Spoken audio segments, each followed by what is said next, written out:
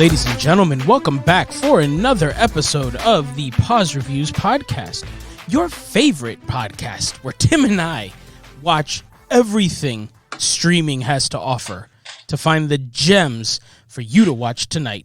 As always, I'm your host, Frank, joined by the aforementioned Tim. Yeah. Yes! 2 in a row! Well, yeah. I mean, we did the live thing last week. No. Wait, we had that previously recorded episode. Yeah, we did Jadetville. Jadetville came out. That was a long time ago. Because we didn't record it last week, Yeah. it didn't necessarily feel like a real episode. Yeah. For sure. This is kind of like, I mean, the live shows really feel like a recording. Yeah, those are a lot of fun. I mean, that just gives us a chance to, like, throw a lot of stuff out there. And we did. We covered a bunch of stuff. So much stuff. And it felt good. My favorite part is people joining it and giving that feedback. Yeah, we had a bunch of people stop by. It was a lot of fun. Yeah. Our most ever. Like a solid, 9 at one point. Yeah. Which was cool. I was really happy about that. Really happy about that. Small victories. All right. So this week is a rewind. So talking about throwing a lot of stuff at you, here comes some more.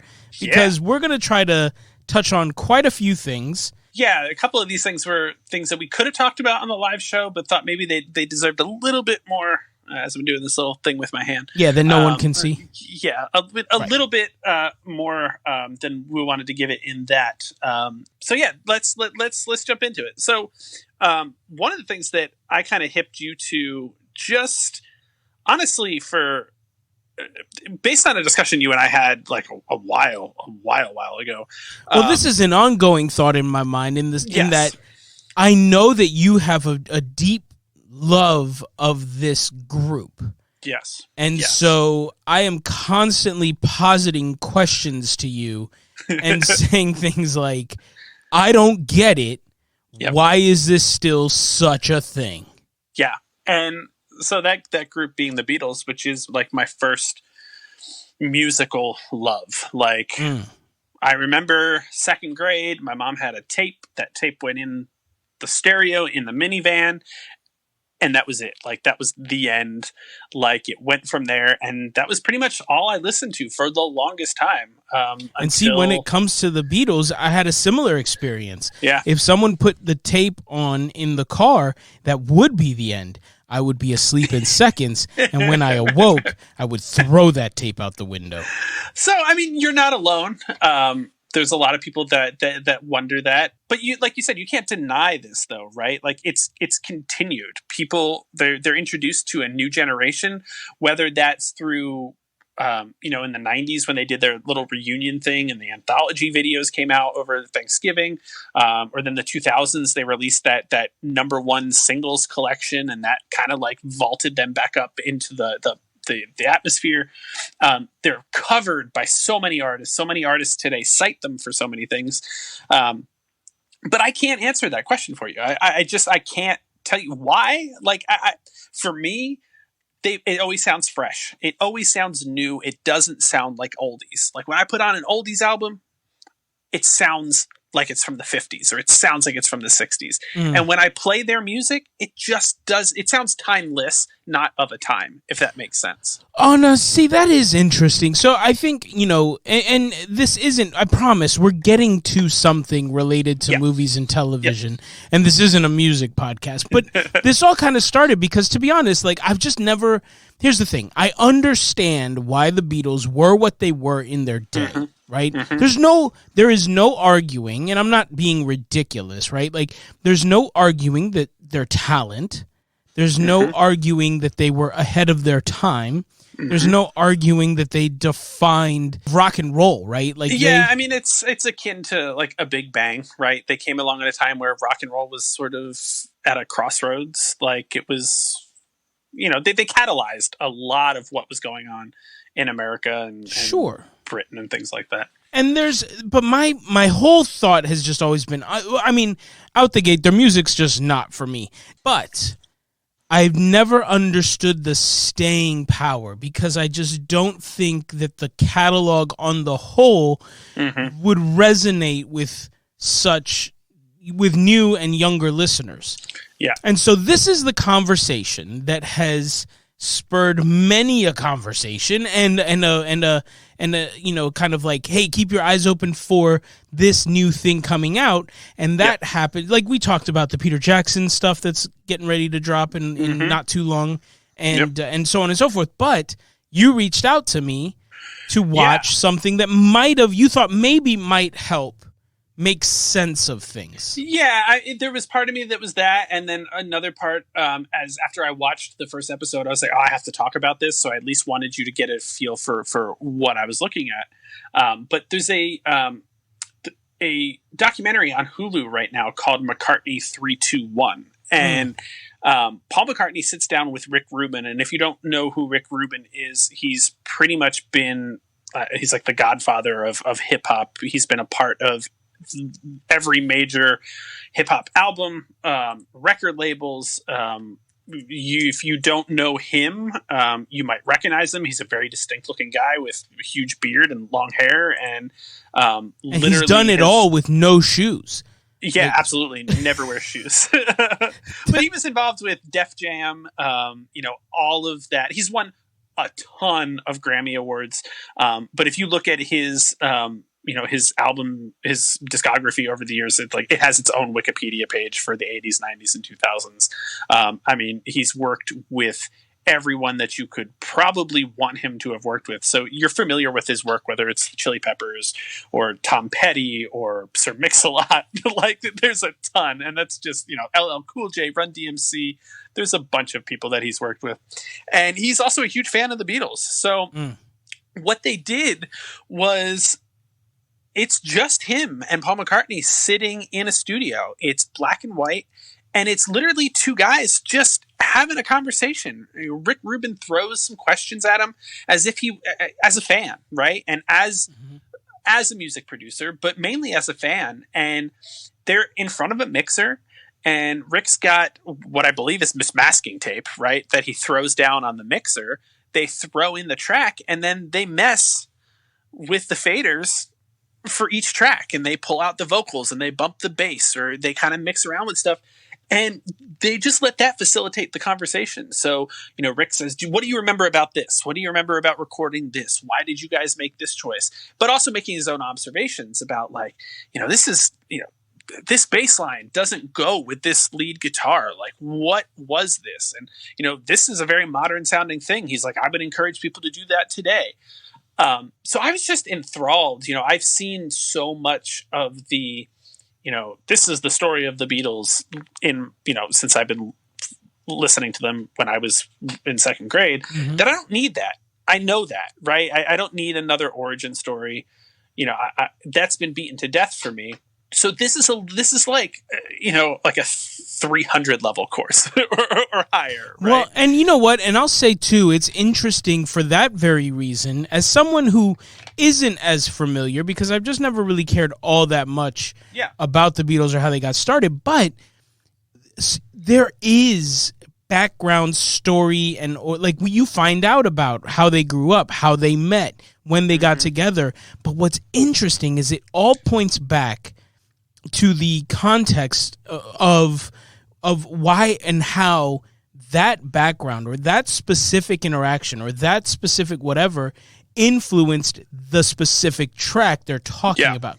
It gets so meta, but yet also there's enough surface level stuff on there for the casual sort of person who's curious about the Beatles to come in and get fed a little bit, right? Yeah. And it kind of scratches that itch. But at the same time, there's enough depth to it. And in terms of how the focus on the music, and not just the music, the songs, but how it was made. Yeah. And if you're at all interested too in just hearing that, number one, if you're a music lover, I think there's enough there for you. If you're just kind of a behind the scenes lover and maybe not really know a ton about music, there's a lot there for you as well without you feeling lost, right? And not understanding what they're talking about.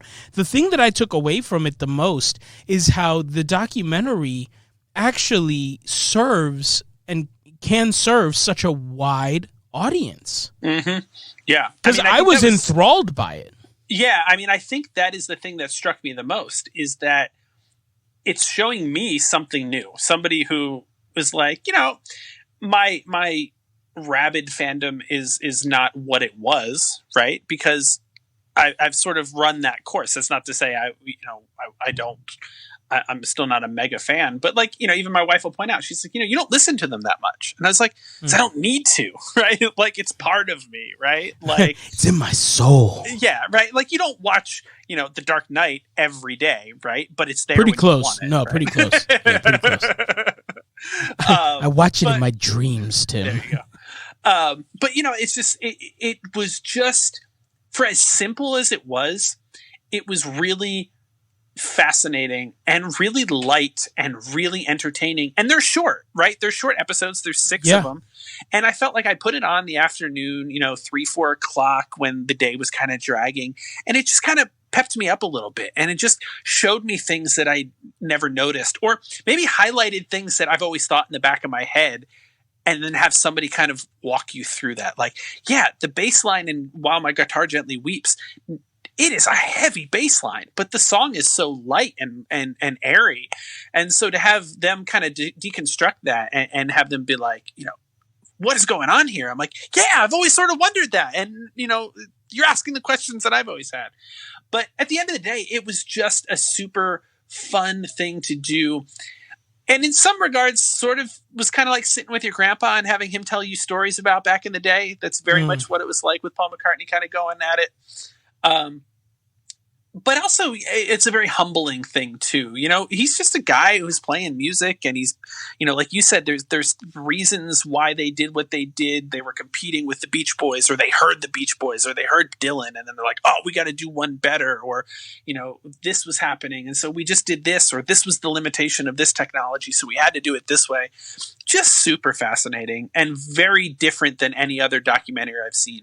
It's very easy to sit down with a legendary artist or director or something and just be like, tell me your story. And rather, I would like to see more of this, right? Like, I would love to see Dylan do this, or, Spielberg. Sit down with Spielberg and have him show you, have somebody show him clips that they appreciate and be like, what did you do here? What was the idea behind this? How did you bring this together? You know what I mean? I think this is a really fascinating concept. And if it's your thing, to be able to sit there and just listen to them talk you through their thought process is really illuminating. So really, that's what I wanted to say about it. And if you want to check it out. Watch an episode, watch 2, whatever. It's just a really fascinating look into an artist with somebody who is got the pulse of, music, is producing music up through the current times. He's got it. He's producing an Imagine Dragons album that they came out in 21, and Rick Rubin. But he's been working in the music industry as a producer since the 80s. So somebody that knows modern music and is enthralled with the Beatles and has obviously got his pulse on the modern music scene. It's just really cool.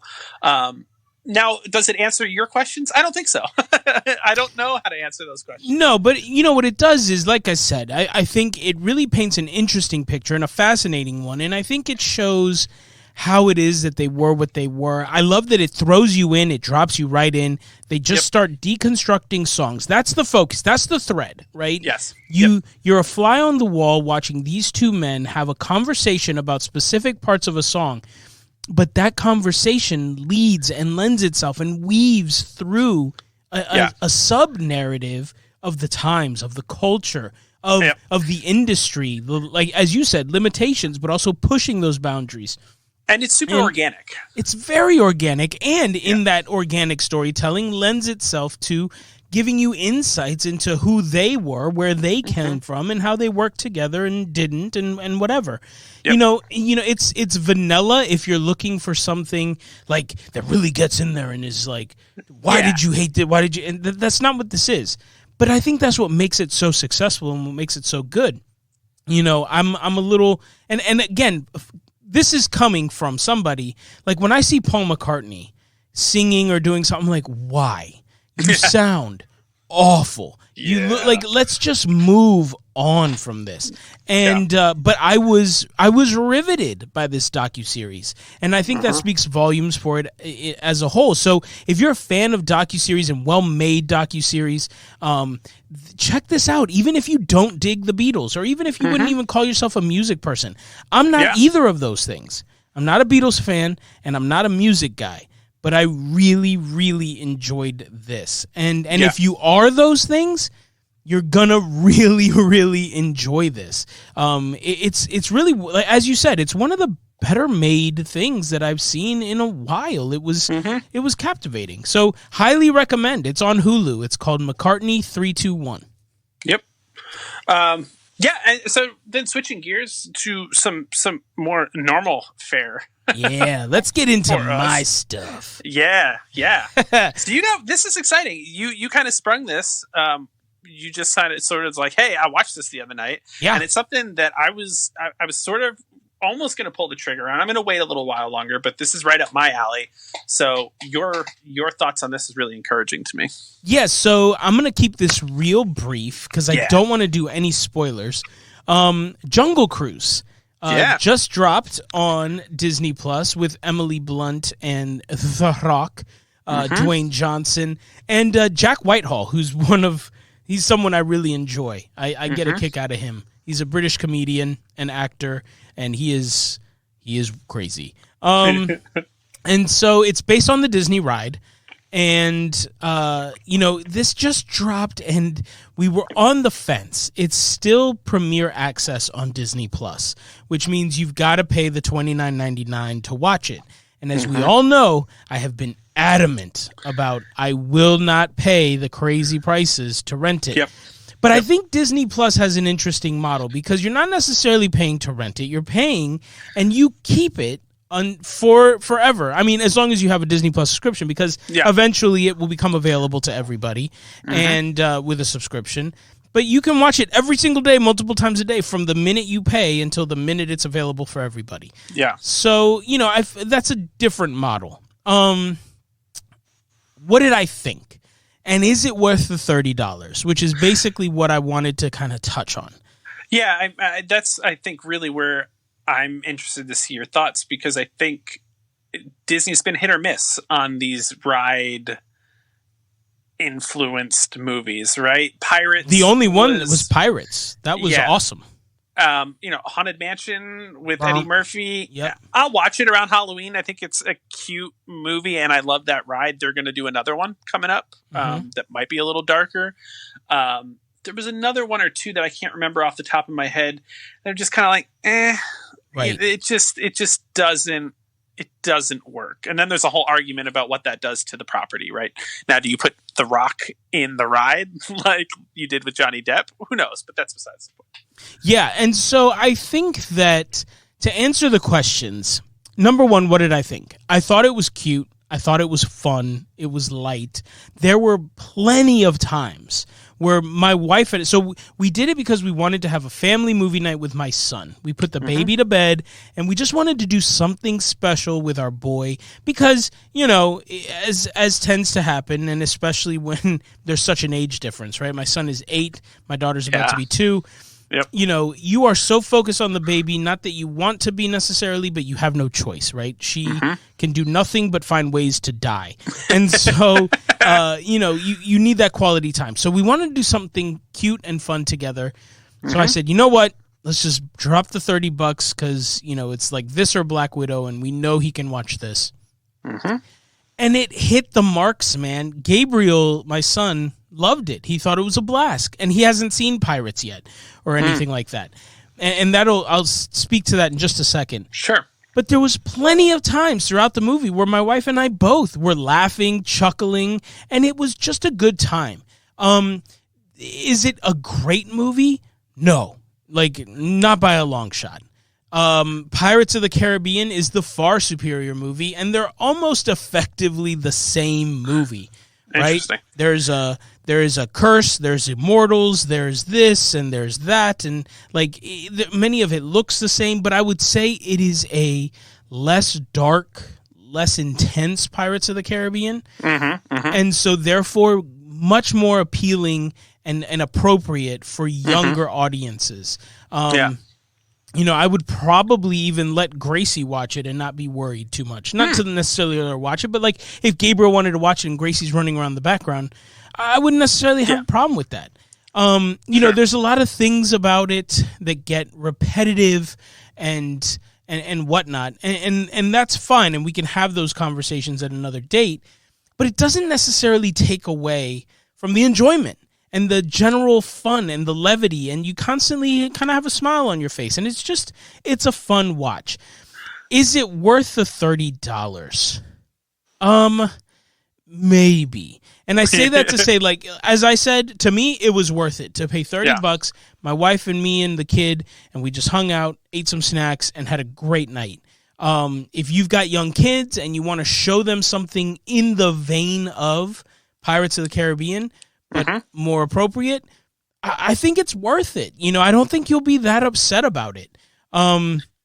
If you're a Disney lover and think this one might be worth the $30, but maybe don't have the kids or all that to necessarily justify it, I think you would be disappointed, and therefore I would not recommend. Like, this is certainly one that if you have no real reason to rent it for $30, you can definitely wait until it's available for everybody. So I'm gonna say your description of the movie is a lot like how I feel about the ride itself. Interesting. Whereas if it's got a super long line, I'm not going to wait in line for it. I know what I'm getting with the Jungle Cruise, right?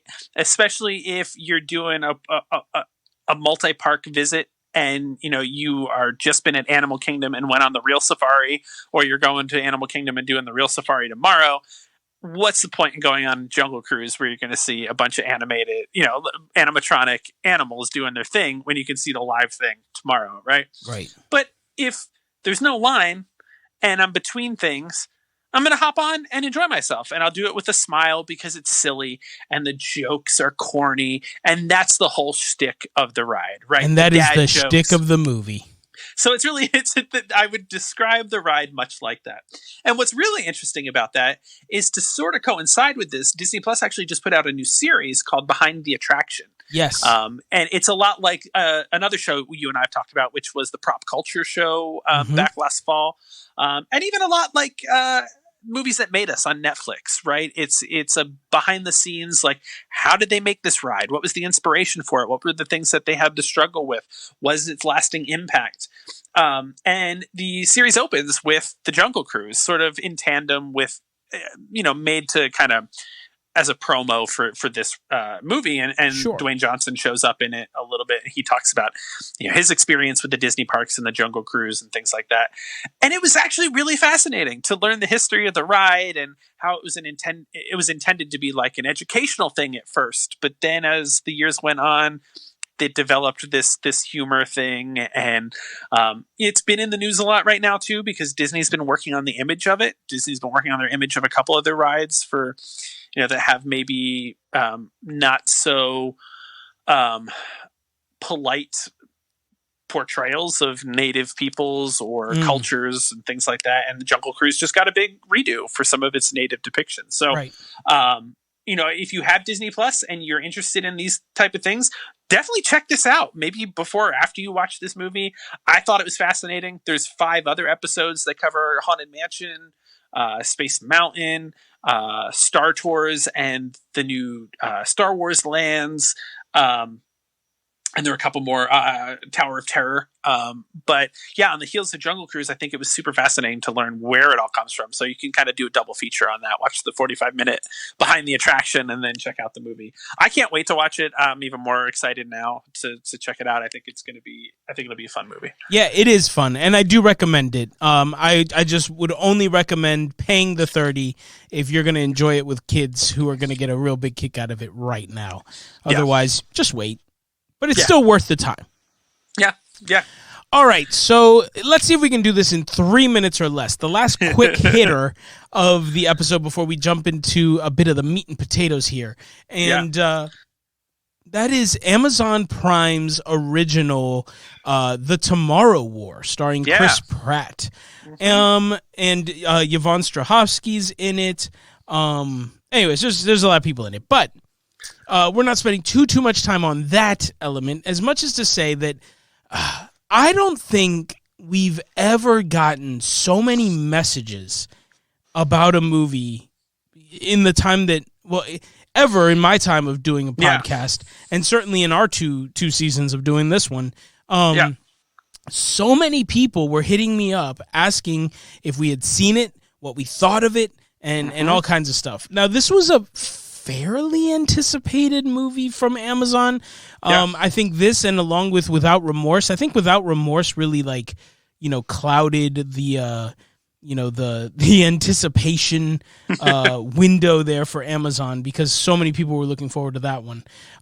This one kind of fell through the cracks, and I was actually kind of surprised the first time I stumbled on an ad for it in Amazon. I was like, what the heck is this? Yeah, I think the first thing I saw about it was some kind of promo thing that Chris Pratt was doing, talking about, we were, because they filmed it during COVID, right?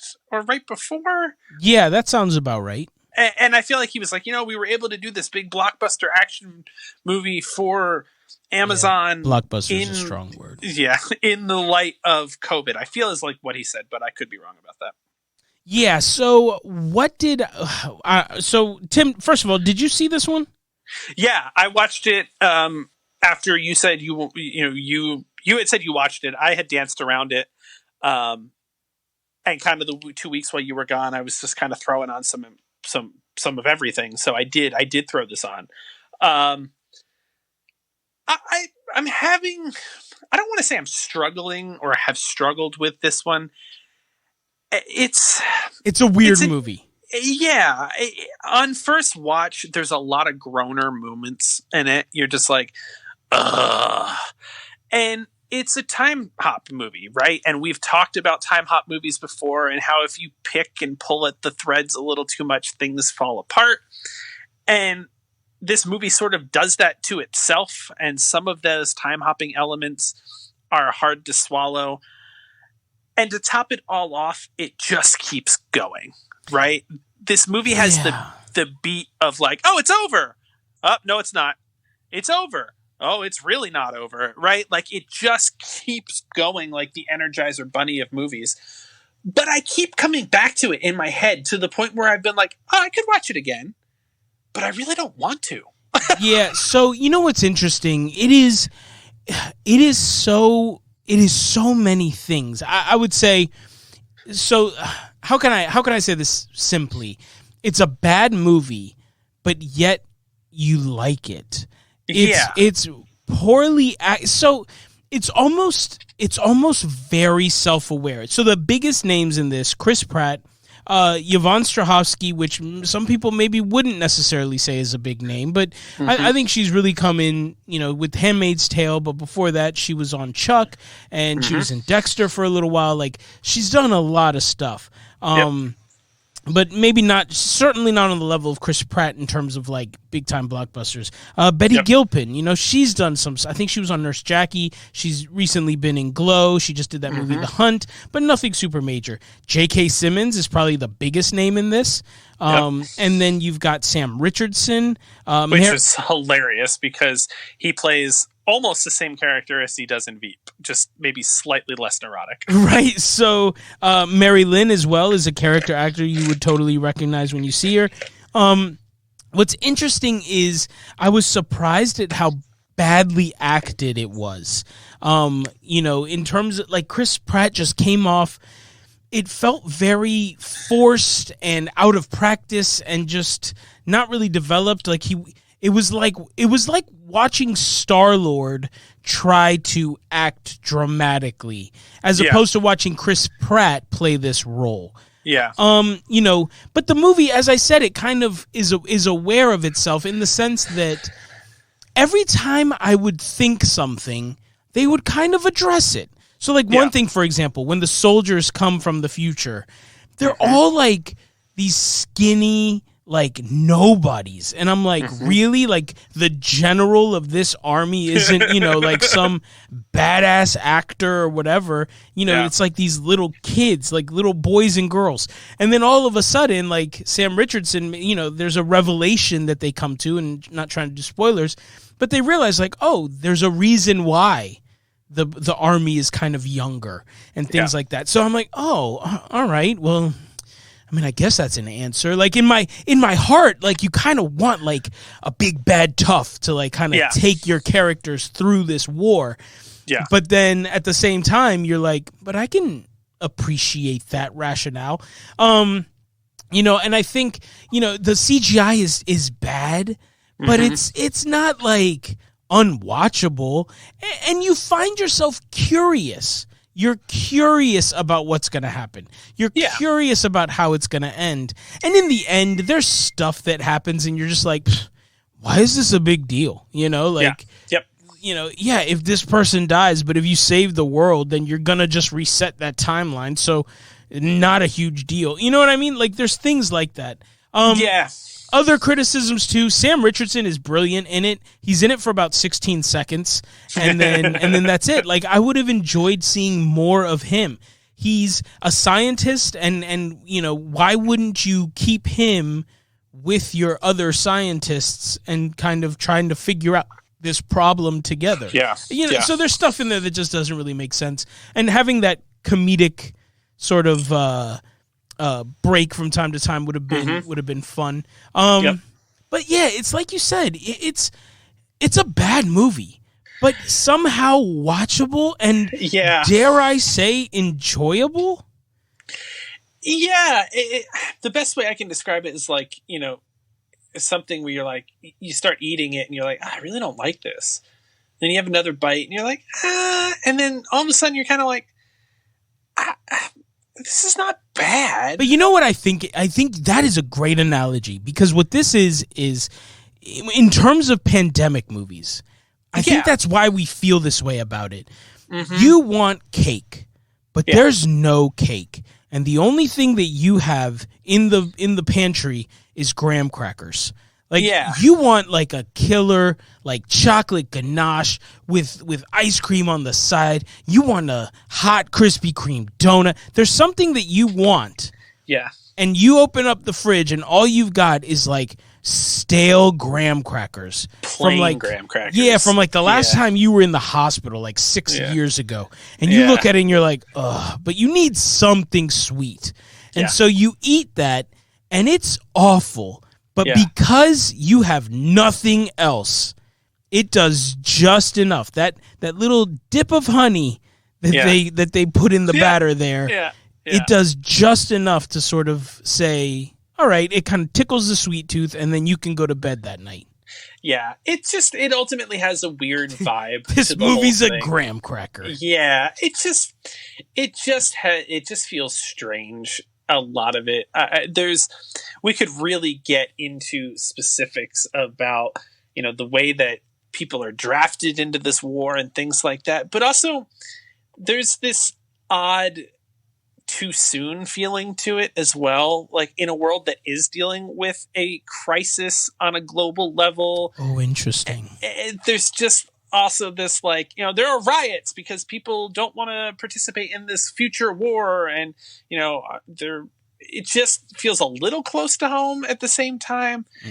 And again, if we picked at some of the time travel elements, but again, like I said, at the end of the movie, I was kind of like, I could watch it again. I could do it again, but I probably never will. It is what it is. It's not a great monster movie. It's not a great action movie. It really just is kind of that bland, stale graham cracker. So I'm hearing like you're not mad you saw it, but you probably wouldn't see it again. Yeah, I think that's where I end up. I did watch it a second time, and and I had it on in the background while I was doing other things. There were key moments where I kind of wanted to see again, but for the most part, I kind of could sort of check in and out and just never felt like I missed anything. Like and that's the point, is like you never feel like you have to pay full attention, but it does what it says it's going to do. There are aliens, there are guns, things die and blow up. And if you're, if you're just looking for that and you are just content starved during this whole thing, like while you wait for Dune to drop or the Suicide Squad or anything else, like, you won't be mad at the 2 hours or whatever that you invest in this when there is literally like no more episodes of The Office that you want to rewatch. Yeah. So I think since we've kind of hopped around in time through that one, I think we'll shift gears here completely, and we'll talk about another alien movie. Yes. So I have been so excited for this. I've been so excited to talk about it. In preparation for it, Tim and I have, poured through the original, or the part one of this, let's say, and that is A Quiet Place Part 2. Mm-hmm. So I want to focus the conversation on that because that is the most recent release. Yeah. A Quiet Place Part 2 was originally supposed to drop in March of 2020. It was literally about to hit theaters. I mean, like, Emily Blunt was doing press, and I think there was one point she was on the James Corden show, and right before going out, she, like, found out it was going to get pushed. Oh, my God. And basically was like, here to promote this movie, but we're literally just finding out that we're bumping it. So because of the pandemic, they pushed the movie a little bit, and eventually, like, by a full year. So it came out in the summer of 2021, very recently, in theaters for a bit, and then it dropped on Paramount Plus for free and is available now to stream, along with its predecessor, A Quiet Place, via Paramount Plus. You can sign up for a 7-day subscription, like a 7-day free trial, and you can watch it and then cancel it, whatever it is you want to do. And correct me, you straight up bought it, right? I did, because I loved... What's funny is I signed up for Paramount Plus, and I bought it. But because I think Paramount Plus announced what they're doing. Unlike HBO Max, it's not day and date. It's theatrical release, and then 45 days later, it hits Paramount Plus for subscribers. So, like, Top Gun Maverick is going to go to theaters, and then 45 days later, boom, it's going to hit Paramount Plus. Sure. So I was really looking forward to this movie, even though in my heart of hearts, I knew it wouldn't live up to my expectations. Sure. Because when I saw A Quiet Place, I was blown away on so many levels. Yeah. And this one fell short for me.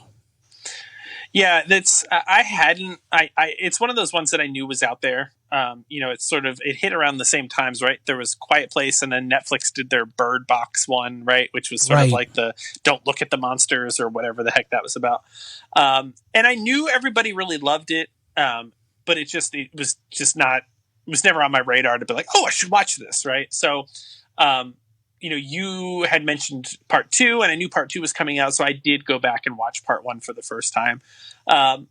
Probably for me suffers a little bit from the Napoleon Dynamite complex of, like, everybody says this is so freaking good, but it took me so long to see it that I'm like, okay, well, it's all pretty much been spoiled for me, right? Like, I've seen parody of it. I've seen, SNL did a huge parody of it or whatnot. So I saw these two pretty close to each other. So I did not have the love affair that you had with the first one. And I think part of, so I have no expectations between the two. And being a part 1 and a part 2 and seeing them so close together for myself was a really interesting exercise, right? I think I've seen, Kill Bill, right? Part 1, part 2. Feel like very different movies, stylistically and story-wise, and they're not really much the same. This movie might as well be part 2, right? A continuation. Like, if you watched this straight through, there's not a lot of change. And that was one of the things that you and I talked off the bat. You're like, it just feels so much like the first movie. And I was like, but it has to, right? Because it picks up seconds after the first movie ends. But yeah, I didn't have the same expectations set for this that you did. So, and it's funny because, I wasn't necessarily upset that I wouldn't have been upset if it felt like the first movie. In fact, that's my biggest criticism, is that it didn't. And I mean that in like kind of the most basic terms. So, I think we can't necessarily have this conversation without some spoilers, but we're going to do our best. We try not to do spoilers in the rewinds. But in A Quiet Place, A Quiet Place Part 1 has a soul and a heart to it that is honestly totally lacking in this movie.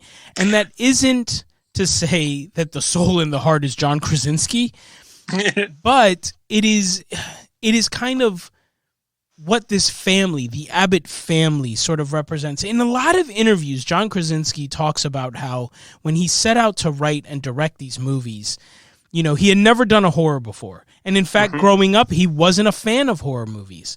And so he was really challenged with how is he going to approach this successfully. And he was called back to a conversation that he had when he was filming The Office. And, he was sitting there and he was thinking of, the scene and kind of in his thought or whatever. And somebody comes up to him, I can't remember if it was whoever was directing that episode or if it was the creator, the showrunner, whatever, but somebody comes up to him and is like, "Hey man, what's going on?" And he says, "I'm really sitting here trying to figure out how I'm going to play this funny. Like, how am I going to come at this funny?" And was immediately told, "That is the wrong approach. I want you to come at this honest and let the audience decide if it's funny." And he remembered that, and he came to this with that mentality. I'm not setting out to make a horror movie per se. I am going to make an honest film about family, love, all this. I'm going to make you fall in love with this family, and then just put them in a situation. And because you're going to be so invested in this family story that when things start to happen, it's going to bring the fear in. It's going to, on its own, it builds that tension. You feel invested, and therefore you feel the weight of everything that's happening because you are deeply rooting for these characters. And that was the brilliance that went into A Quiet Place, because you feel every bit of that. Like you feel Krasinski's love letter to his kids. Emily Blunt and he obviously have on-screen chemistry as a married couple, but you are invested. And again, I'm trying not to give out too many spoilers. But then in the sequel, you lose a lot of that. And instead, what you really get is just more of a focus on the world and the alien situation. I just didn't feel the same. I didn't feel what was weird is I just didn't feel invested in the same family the second time around. It focused much more on the world building, and kind of all this other stuff that, frankly, just it hit flat for me, because then you really notice when you watch the first one. I've said it all the time. Someone's like, "Dude, what do you think of A Quiet Place?" I'm like, "Look, man, if you go into it expecting a horror movie, you're gonna hate it. It's not a horror. It's not scary. It's not a horror movie, but it's an awesome movie." You hit me with that earlier today, and I was like, "Oh, you're right. It's not." I think your exact question was, "What is this movie about? Like, what is the story?" The story's not the aliens, right? It's not the alien invasion. It's not the family surviving the aliens. It's a family story. It's a family drama, right? This story about loss and coming to terms with that blame and feeling feeling responsibility and the assumptions that we make about people and loved ones, and just it's those things. It just happens to take place during an alien invasion. Yeah, you can substitute a lot, right? The loss of their youngest child indirectly or directly or incidentally caused by their oldest daughter, right? Just her actions. The terror that their middle son feels at at the thing responsible for killing his younger brother, right? Mm-hmm. Substitute anything, a car accident, it's PTSD, right? Is what he's suffering from. The family dealing with that, the father and the mother pregnant again, and what that means for their family. That is the story in and of itself, and how of that the first comes one about. the first one. And if a lot of this sounds familiar, this is a lot of the way we felt about the John Wick trilogy, right? There's so much heart in that first movie. And once you realize what the movie is about, right? This man coping with the death of his wife and all of that, you don't necessarily care about the mechanisms for everything else, right? We don't really care about how the aliens got, or the monsters got here, right? We don't care about, where they got all the sand to make these paths through their town, or, why the electricity, where do they get this electricity from? Or, all of these questions that in a sci-fi movie or a monster movie you're plaguing yourself with. It doesn't matter. We're dropped into this story, and we're supposed to care about the family, and that's supposed to distract us from everything else. And it does a wonderful job at that. And that is a killer point. In the first one, there are so many, you can watch it, and we try to watch every movie twice, because you watch it one time and you just let it hit you, right? Mm-hmm. And that gives you your score. That for me, it makes up a big chunk of the score of a movie, of the rating that I give it, because it's like, look, at the end of the day, did I like it? Did it make me feel good, right? And so that's your first one. The second one is when you're trying to have an intelligent conversation and preparing yourself for conversations with people who watch everything critically, right? Mm-hmm. And so when you watch A Quiet Place Part 1 critically, there's a lot of glaring holes. But it is a massive testament to the screenwriting, to the acting, where you forgive and forget all of that because you're so rooted in the narrative of this family. Fast forward to what we're really trying to compare this to, which is A Quiet Place Part 2. And this is where, for me, A Quiet Place Part 2 fails. Yeah. There is no weight or gravitas in any point. When you watch A Quiet Place Part 1, even forgiving all the holes, there's no, and one of the things that makes the movie so amazing, there's hardly any dialogue, and there's hardly any sound, right? Yeah. And so therefore, when someone speaks, it almost is as frightening as when a monster, an alien, comes tearing through, because you're absolutely right? Someone is like, you've been listening to silence for an hour, and then all of a sudden someone says a word, and you're like, oh my God, no, right? Tell me the scene where John Krasinski and the middle son, I forget their names. They really don't say their names because it's so quiet, right?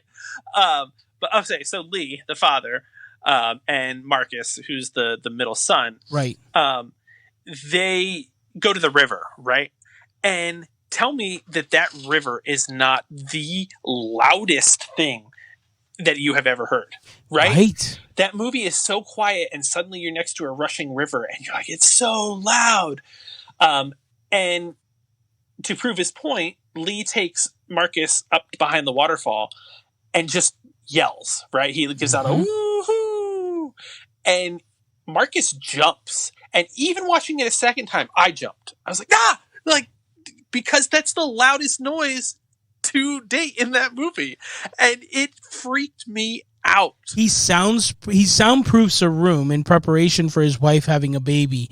There's a scene where John Krasinski as Lee speaks to Emily Blunt as his wife Evelyn, and when he speaks to her, her face, she is shocked, she's terrified all at once, but then also is just like, you really sense that she hasn't heard his voice but a few times in the course of these last 470 odd days, and there is so much weight to that and so much power in that. A Quiet Place 2, I felt like people were literally talking the whole time. In A Quiet Place 1, you have scenes where somebody will scream. Aliens are on the scene in seconds. In A Quiet Place 2, people can scream, and you've got a smooth 20 minutes before there's a problem. Yeah, the picture frame drops in the first one, and that alien is there in a heartbeat. Right. That is not true in the second one. No, and so that loses steam. Additionally, what's brilliant, same with John Wick, where it's just this encapsulated moment of glory in the first one. Same as here, right? In A Quiet Place, it ends in such a way that we know how it ends, right? Yeah. They have discovered something, and we can take that small bit of information and extrapolate it out and kind of say, now that you have this, here's how things play out. When I was watching A Quiet Place 2, I was like, yeah, I know. This is...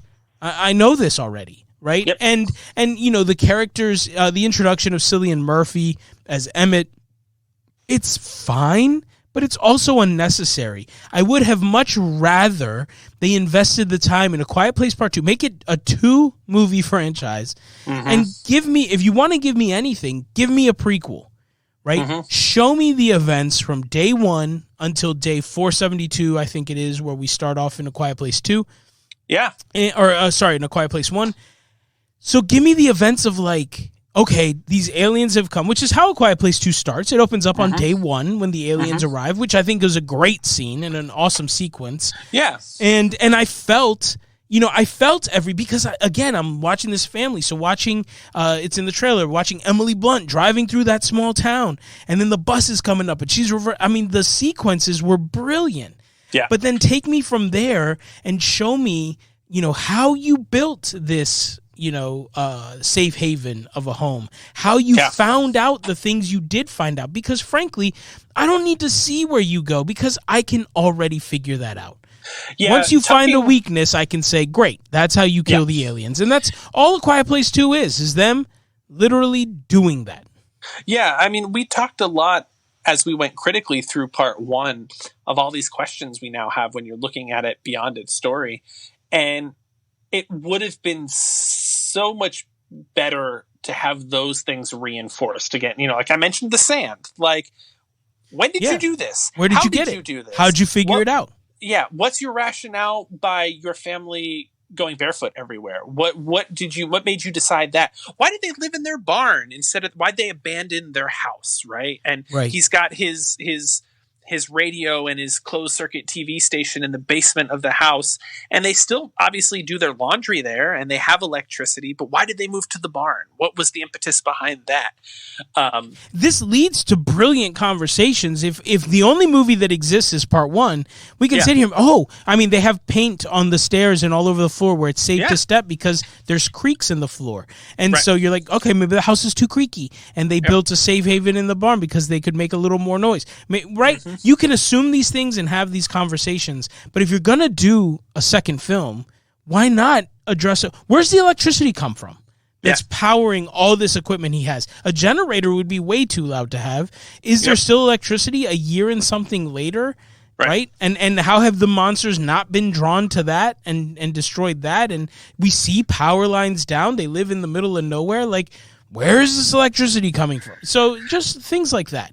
And by having part 2 delve into what it does or continue the story, it really does part 1 a disservice in that way, that now it does leave those things open as holes, right? And even then creates more holes, right? So we're out in the world now, and other characters are stomping around in military boots, and we don't see them get eaten any quicker than anybody else. Right.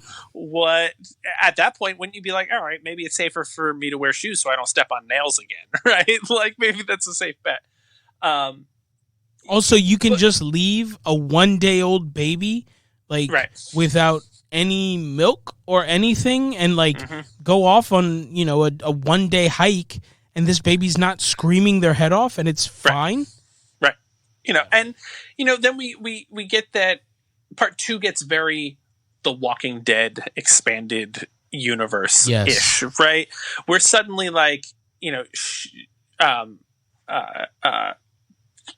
what the heck? I'm losing. Reagan, played by Millicent Simmons, the oldest daughter, who is deaf. She has a cochlear implant, right, as established in the first one. She takes it upon herself to like honor her dad's memory and go find help, right? She thinks she's decoded this message in a radio frequency she's picked up. And she goes off, kind of on her own. And then Emmett, Cillian Murphy, goes and follows her. But you're not really worried at any point. They've got guns. They've got their secret monster repellent in the radio frequencies from the cochlear implant. And then we run into, these marina people who have degraded so much that they're now wild people who live at the docks in the marina and trap and eat and rape people potentially. Like, where did that come from?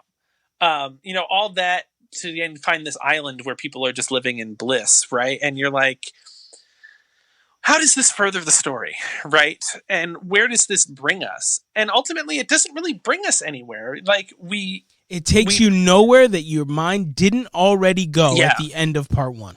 We've further established that, the monsters can be killed this way. We have a mechanism to kill them. And to that end, the monsters are no longer terrifying because you're a hearing aid and a microphone away from Sweet Sweet Victory. Whereas in the first one, like, they were seemingly unstoppable, which is why once you have the mechanism to stop the threat, right? What do you explore? And the second film doesn't really explore much of anything. And I think my major question to you the minute I finished part 2 was, so there's going to be a part 3, right? Yes. What is it going to be about? Because yes, part 2 ends with Reagan on the island with Cillian Murphy and Evelyn and Marcus back in his sewer hut with the baby. All that's really left is to join the family back together. But again, that's a car with a mounted loudspeaker and a bunch of guns away from 5 minutes of a YouTube video. Pick them up, bring them back to the island, and we're good, right? Right. Like, yeah. So I think it is, and that's the point. So the third one, a third installment has been greenlit. It was initially going to release in March of 2022. I think it just got announced fairly recently that it's been pushed back to 2023 just to give time for production and all that kind of stuff. Now, currently, it is suspected John Krasinski will not be writing or directing it. Instead, he's handing this one over to what's his name? Jeff Nickel? Is that what you said? Jeff Nichols. So he's handing this one over to Jeff Nichols, who, if you don't know him, he wrote and directed Loving, and he wrote and directed Mud. Mud is a fantastic movie. We're definitely going to do an episode on that one day. But awesome.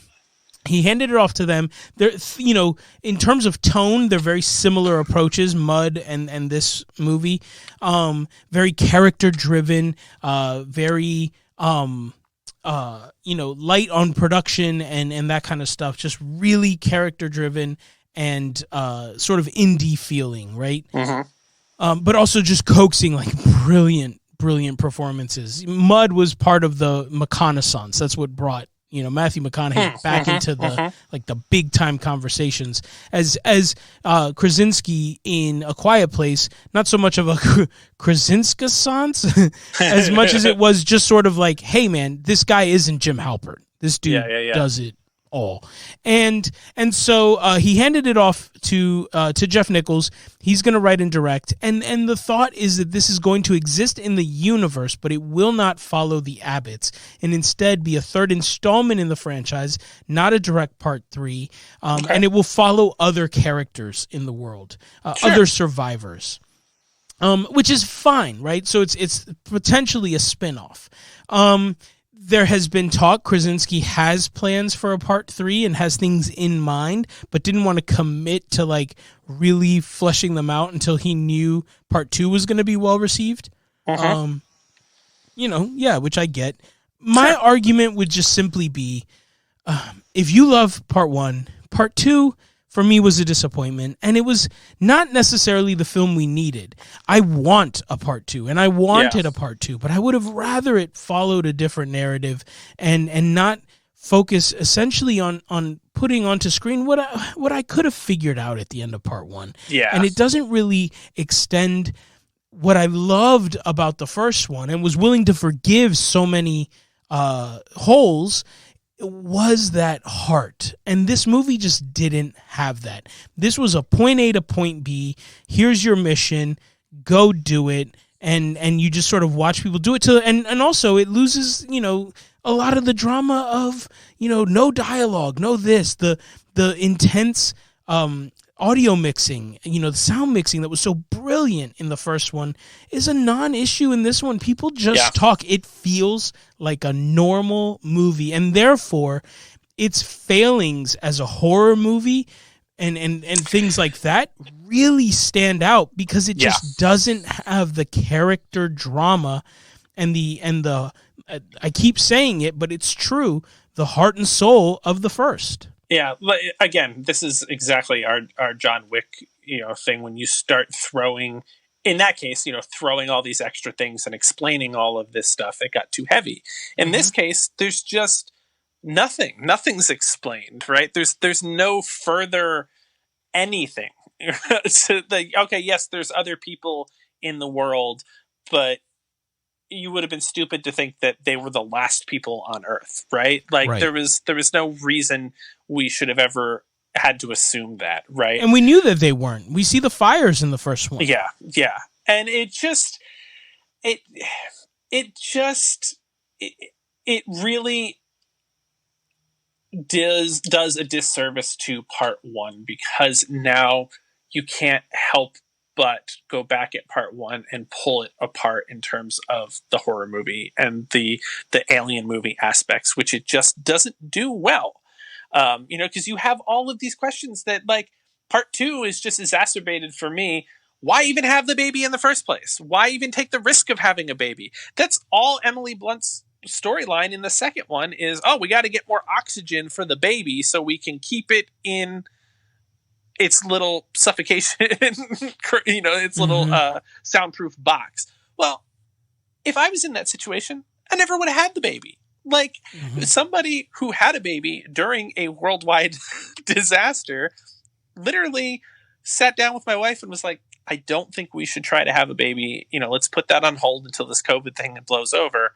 Only to find out a week later that she was already pregnant at that point. Sucker! Like, would not have made that decision consciously going into this, what we were going into. Right? Which we know is not the case here unless she carried a baby for 472 days. Right.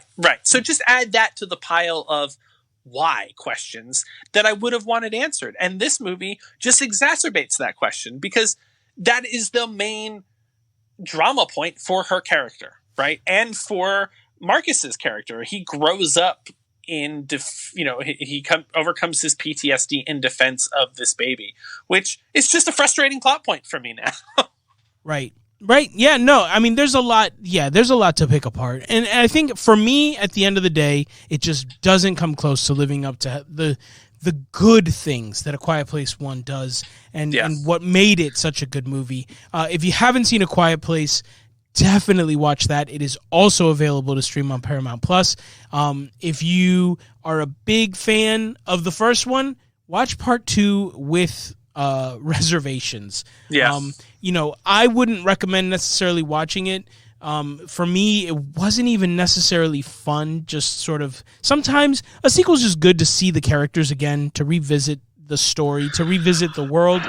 I didn't even really get that from it. No, and I'll argue too, the characters of the children age so much in between filming that it's going back to part one after seeing part two was a little jarring to me. Yeah, especially for a movie that picks up seconds after the ending of the right, like, wow, this boy just grew up. He's 4 years older in a matter of seconds. Right. It is noticeable. And again, if part two had been better, that would have been one of those things I'd forgive and just dive right in. But anyways, it's not necessarily worth it for me. But, as I said, streaming for free, I would just watch the second one with reservations. I give A Quiet Place, like, I don't know. For me, A Quiet Place is like an 8.5 out of 10. It's so much fun. I would watch it over and over. A Quiet Place 2 was a 4. Like, it just was a miss, you know? Yeah, I definitely see that. And the argument that I had made at the initial time was like, well, you just got to watch it as one movie. It doesn't hold up on a second watch of part 1. It just, it's almost on the level, I think, for me, of the Toy Story 4 thing, where it's like, if you really, really, really like part 1, you might be just better served believing that part 2 doesn't exist. Right. Just go straight to part 3. Yeah. Toy Story 3 is amazing. All right. So that pretty much wraps up everything that we wanted to talk about tonight. Where do we go from here? What can you expect on our next episode? So our next episode's a deep dive, and we're going to be tackling another trilogy in one deep dive. We're going to be breaking down Fear Street, available on Netflix, based on the R.L. Stine novel series. So check out Fear Street in 3 parts. Fear Street 94, Fear Street 78, and Fear Street 1666. Yes. Is that right? Yeah. Yes. So check out Fear Street on Netflix, and then join us back here next week for our conversation. I can't wait. I still haven't even seen it, so I'm stoked to get it to jump off. I'm so excited. If you have any thoughts, questions, whatever, make sure you send them to us. Always reach out. Anything you guys want to talk about, anything you guys want us to watch and discuss, whatever, hear our thoughts. You can always reach us on Instagram. Just slide into our DMs, y'all, or comment on a post, whatever it is. You can go to the website, pausereviews.com, where you'll find links to all the places that we are and all the places that you can reach us. As we already talked about, Instagram, that's at pausereviews, and you can hit us up on email even. pausereviews@gmail.com. Again, just shoot us your thoughts, shoot us your recommendations, your requests, all that good stuff. Other than that, we will see you next week for Fear Street. And as always, I'm your boy Frank. This is Tim. We'll see you guys next week. Until then, see ya. Peace.